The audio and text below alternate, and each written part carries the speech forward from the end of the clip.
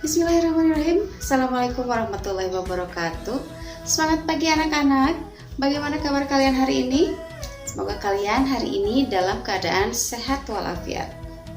Bertemu lagi bersama Ibu Rani dalam pembelajaran PPKN. Kali ini materi PPKN yang akan kita bahas yaitu mengenai keberagaman suku, bangsa, dan budaya yang ada di Indonesia.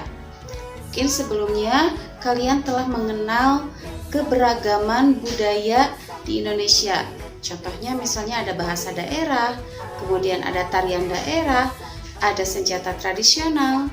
Nah, kali ini kita akan membahas kembali mengenai keberagaman apalagi yang ada di Indonesia. Anak-anak, tentunya kalian sudah tahu bahwa negara kita, negara Indonesia memiliki keberagaman budaya yang cukup banyak. Salah satunya adalah rumah adat. Rumah adat merupakan rumah asli penduduk atau masyarakat yang ada di suatu daerah. Setiap rumah adat memiliki ciri khasnya masing-masing. Mau tahu ada rumah adat apa saja sih? Mari kita simak. Anak-anak, berikut ini adalah rumah adat dari berbagai daerah yang ada di Indonesia. Yang pertama, ada dari Maluku Utara. Nah, dari Maluku Utara ini namanya rumah Bayi Leo. Kemudian selanjutnya ada dari Kepulauan Riau.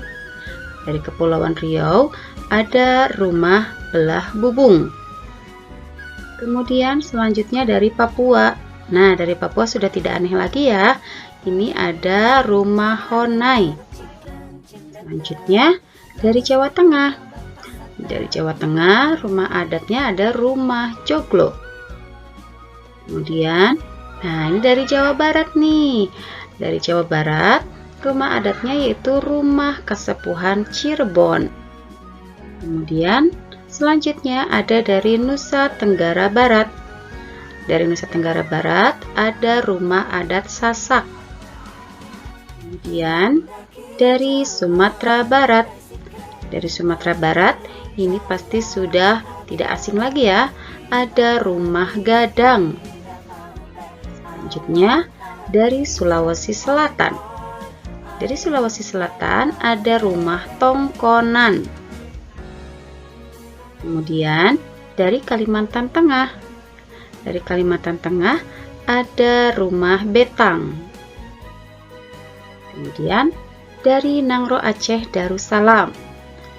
Dari Aceh adalah rumah Krong Bade. Nah, anak-anak, ternyata keberagaman suku bangsa dan budaya yang ada di Indonesia memiliki banyak sekali manfaat. Berikut adalah penjelasan mengenai manfaat keberagaman suku bangsa dan budaya di Indonesia. Manfaat keberagaman suku, bangsa, dan budaya di Indonesia antara lain yang pertama adalah menumbuhkan sikap nasionalisme.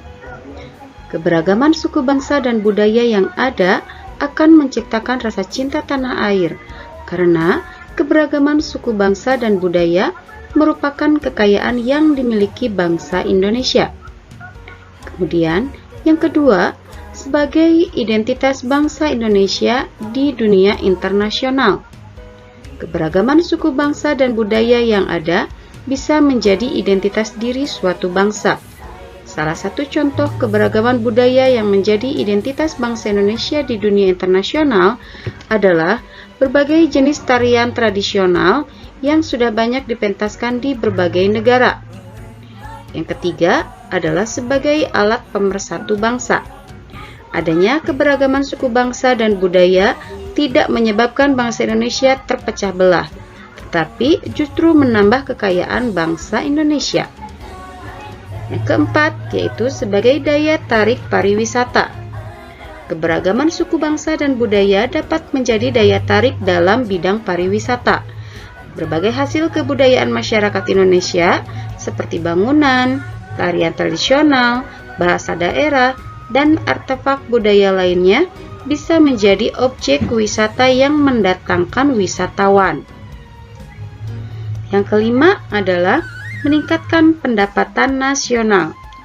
Meningkatnya pendapatan nasional merupakan efek dari pemanfaatan keberagaman budaya dalam bidang pariwisata.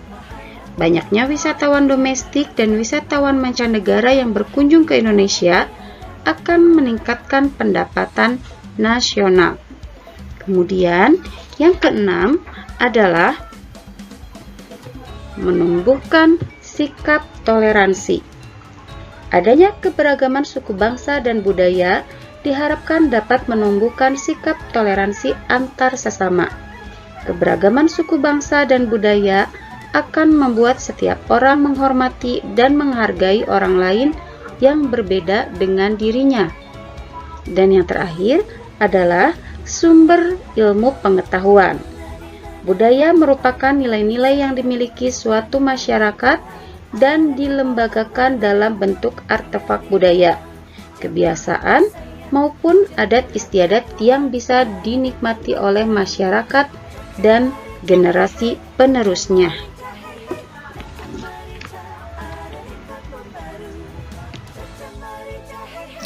Anak-anakku, ternyata dengan adanya keberagaman budaya dan suku bangsa tidak hanya memberikan manfaat yang besar bagi masyarakat. Dengan adanya keberagaman suku dan budaya, ini juga dapat memicu timbulnya masalah yang ada di masyarakat. Contohnya, munculnya kelompok-kelompok atau golongan-golongan tertentu yang dapat menimbulkan perpecahan. Maka dari itu, di sini diperlukan peran serta masyarakat untuk mengatasi masalah yang timbul akibat keberagaman suku dan budaya. Berikut ini adalah contoh peran serta masyarakat dalam mengatasi keberagaman suku dan budaya yang ada di Indonesia. Berikut ini adalah peran masyarakat dalam mengatasi permasalahan keberagaman suku bangsa dan budaya. Yang pertama, yaitu membiasakan bersikap toleransi, saling menghormati, dan saling menghargai. Yang kedua, selalu mengutamakan kepentingan bersama. Ketiga, menegakkan hukum bagi semua warga masyarakat tanpa memandang kedudukan dan golongan tertentu. Yang keempat, menumbuhkan sikap nasionalisme, yaitu sikap cinta terhadap tanah air. Kemudian yang kelima, memiliki kesadaran sosial, artinya memiliki sikap saling tolong-menolong. Selanjutnya, yaitu memelihara persatuan dan kesatuan. Berikutnya, menjaga keharmonisan dalam kehidupan bermasyarakat. Dan yang terakhir adalah melakukan pembangunan yang merata di semua lapisan masyarakat.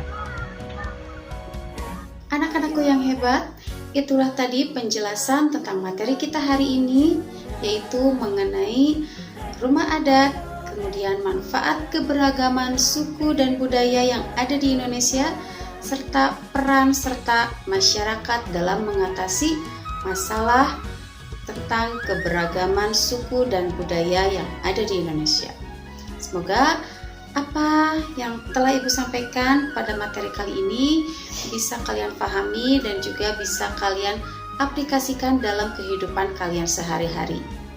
Dan jangan lupa untuk evaluasinya dikerjakan di buku tulis dan ditulis kembali dengan soalnya ya. Baik anak-anak, terima kasih atas perhatiannya. Wassalamualaikum warahmatullahi wabarakatuh.